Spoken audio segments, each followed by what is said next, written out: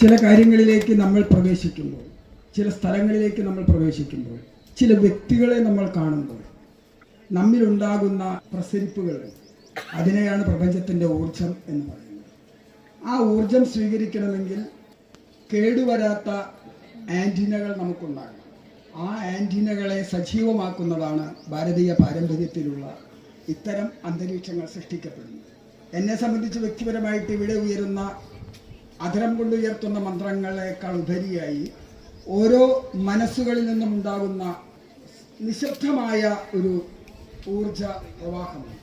അത് ഈ അന്തരീക്ഷത്തിൽ വളരെ സജീവമായിട്ട് എനിക്ക് ദർശിക്കാൻ കഴിയുന്നു. പ്രഭാകരാനന്ദ സരസ്വതി മഹാരാജ് പറഞ്ഞ കുറേ വാക്കുകൾ എനിക്ക് അദ്ദേഹത്തോട് പറയാനുള്ള ഒരു പ്രധാനപ്പെട്ട ഒരു കാര്യം, എൻ്റെ ചില തോന്നിയവാസങ്ങൾക്കൊക്കെ അറുതി വരുത്താൻ ഓരോ കാലഘട്ടത്തിലും ഓരോ വ്യക്തികൾ ഉണ്ടാകാറുണ്ട്. അതുപോലെ തന്നെയുള്ള ഒരു എൻ്റെ തോന്നിയവാസത്തിന് അറുതി വരുത്താൻ അദ്ദേഹം നിയോഗിക്കപ്പെട്ടിട്ടുണ്ടോ എന്ന് സംശയിക്കുകയാണ്. കാരണം ഒരിക്കലും ഈ പൊന്നാട സ്വീകരിക്കുക, പുരസ്കാരം സ്വീകരിക്കുക എന്നുള്ളതൊക്കെ ഒരു വലിയ നിഷിദ്ധമായ ഒരു പ്രവൃത്തിയായിട്ട് ഞാൻ കണക്കാക്കിയിരുന്നു. പക്ഷെ ഞാൻ അന്നൊരു തീരുമാനം, പലരും എന്നെ സമീപിക്കുമ്പോൾ അവരിൽ നിന്ന് രക്ഷപ്പെടാൻ വേണ്ടി ഞാൻ പറയുമായിരുന്നു, ഒരു 60 വയസ്സ് കഴിഞ്ഞിട്ട് അതൊക്കെ സ്വീകരിക്കാം എന്ന് പറയുമായിരുന്നു. അതൊരു നിമിത്തം പോലെ ഇപ്പോൾ പ്രഭാകരാനന്ദ സ്വാമിജി അത് പറഞ്ഞു, അന്ന് വേദിയിൽ പറഞ്ഞു. അത് വ്യക്തിപരമായി താല്പര്യം, പക്ഷേ സദസ്സിനൊരു മര്യാദയുണ്ടല്ലോ.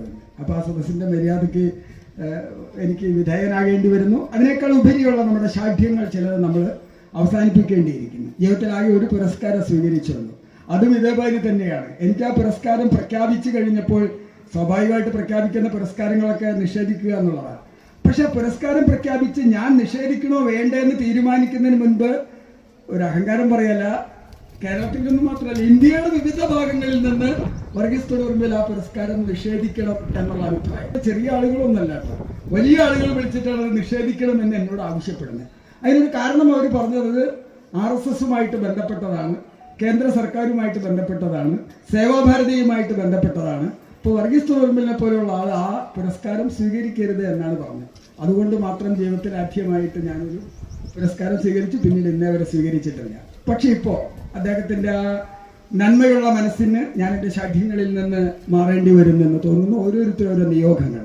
പിന്നെ അദ്ദേഹം പറഞ്ഞ കാവി ധരിക്കരുത്, 2-3 വട്ടം അത് ശ്രമിച്ചിട്ട് നടക്കാതെ പോയ കാര്യം.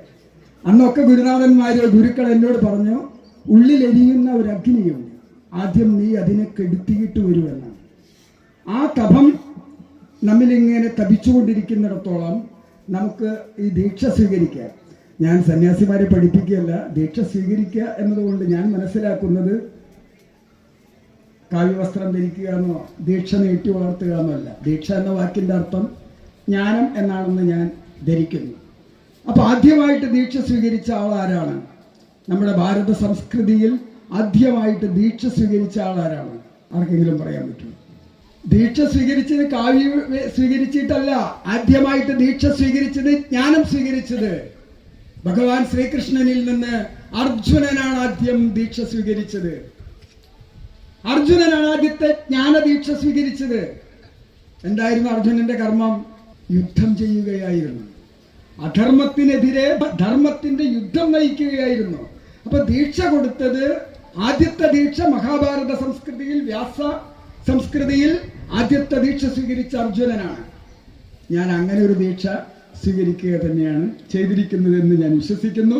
മറിച്ചൊരു നിയോഗമുണ്ടെങ്കിൽ അത് കാലം സംഭവിപ്പിക്കേണ്ടത്. നമ്മൾ ഓരോരുത്തരും സ്വയം നമ്മൾ സമർപ്പിക്കുക, കാലത്തിന് സമർപ്പിക്കുക, നിയോഗങ്ങൾക്ക് സമർപ്പിക്കുക. ഓരോ കാലവും നമ്മെ തേടി വന്നുകൊണ്ടേയിരിക്കും. നമ്മൾ എത്ര ഉപേക്ഷിച്ചാലും അത് നമ്മെ തേടി വന്നുകൊണ്ടേയിരിക്കും. അവിടെ നമ്മൾ തിരിച്ചറിയുക, നമ്മിലൂടെ നിർവഹിക്കപ്പെടുന്നത് നമ്മുടെ ദീക്ഷയല്ല, നമ്മുടെ അറിവല്ല. കാലത്തിന് നമ്മൾ സമർപ്പിക്കുമ്പോൾ കാലം ചില നിയോഗങ്ങൾക്ക് നമ്മെ തിരഞ്ഞെടുക്കും. അങ്ങനെ നമ്മൾ ശുദ്ധശൂന്യരായിരിക്കുക. ഇപ്പോൾ വീണ്ടും ഒരു നിയോഗം പോലെ ഭാരതപ്പുഴയുടെ നവോത്ഥാനം എന്ന് പറയുന്ന ആ മഹാകർത്തവ്യത്തിലേക്ക് നടന്നെടുക്കുമ്പോൾ, അല്ലെങ്കിൽ അതിലൊരാളായിട്ട് ഞാൻ മാറുമ്പോൾ, സ്വാമി രാമാനന്ദ പ്രസാദ അദ്ദേഹത്തിലൂടെയാണ് സത്യത്തിൽ ഇതൊക്കെ സംഭവിക്കുന്നത്. ഞാനും അദ്ദേഹവുമായിട്ട് പരിചയപ്പെടുന്ന സമയത്ത് സ്വപ്നങ്ങളിൽ പോലും ചിന്തകളിൽ പോലും ഇതുണ്ടായിരുന്നില്ല. പക്ഷേ അന്നും ഞാൻ ധ്യാനാത്മകമായിട്ട് പാതിരാധ്യാനം എന്ന് പറയുന്ന ഒരു ഭ്രാന്ത് എനിക്ക് ഇടയ്ക്ക് ഉണ്ടാകാറുണ്ട്. ആ ഭ്രാന്തിന്റെ സമയത്ത് ഞാൻ ഭാരതപ്പുഴയുടെ നവോത്ഥാനത്തിന് വേണ്ടി കഴിഞ്ഞ 10 വർഷമായി അതിനുള്ള ശ്രമങ്ങൾ നടത്തുക. 25 വർഷമായി ശരിക്കും ശ്രമം. ആ 10 വർഷത്തെ ശ്രമത്തിനിടയിൽ ഈ പാതിരാധ്യാനത്തിൽ എൻ്റെ ഭ്രാന്ത് മൂത്ത സമയത്ത് ഞാൻ മുൻപിൽ കണ്ട രൂപങ്ങൾ സന്യാസ രൂപങ്ങളായിരുന്നു. അപ്പോൾ അത് അന്നും ഞാൻ അങ്ങനെയാണ് സംഭവിക്കാന്ന് എനിക്കറിയില്ല. പിന്നെ സംഭവിച്ചതെല്ലാം പെട്ടെന്നായിരുന്നു അല്ലേ. സ്വാമി രാമപ്രസാദാനന്ദ സന്യാസം സ്വീകരിക്കുന്നു. വളരെ ആവിചാരിതമായിട്ട് പ്രഭാകരാനന്ദ സരസ്വതി മഹാരാജിനോടും സ്വാമി ബ്രഹ്മാനന്ദ സരസ്വതി മഹാരാജിനോടും ഒക്കെ ഇതേ സംബന്ധമായി സംസാരിക്കുന്നു. കേരളത്തിൽ കുംഭമേളയോ എന്ന് ഞാൻ ഏറ്റവും കൂടുതൽ പുലഭ്യം കേട്ടത് കേരളത്തിൽ കുംഭമേളയ്ക്ക് ഞാൻ പോകുന്നു എന്ന് പറഞ്ഞപ്പോഴാണ്. അവർക്കറിയില്ല 1977 ഒരു കുംഭമേളയ്ക്ക് പോയി 2 ദിവസം കഴിഞ്ഞ് തിരിച്ചു പോരുകയും പിന്നീട് 89 കുംഭമേളയിൽ 60 ദിവസം ചെലവഴിക്കുകയും ചെയ്ത ആളാണ് ഞാനെന്ന് ഇവർക്കറിയില്ല.